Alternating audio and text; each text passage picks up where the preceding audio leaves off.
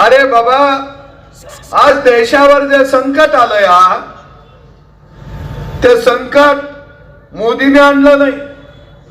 ते संकट जागतिक आहे, जगाच्या पातळीवरचं संकट आहे. आणि म्हणून मोदींनी सांगितलं, मला माझा देश वाचवायचा आहे, मला देशातल्या जनतेला सुरक्षित ठेवायचा आहे.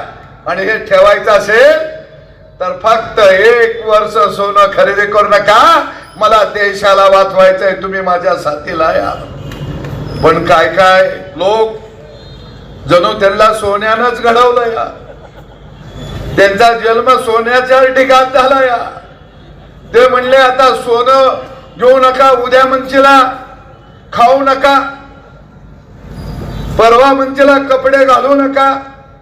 अरे आम्ही असं म्हणलो नाही, पण तुम्हाला घालायची नसली तर घालू नका, आमचा त्याला दुमत नाही. उघडं फिरा.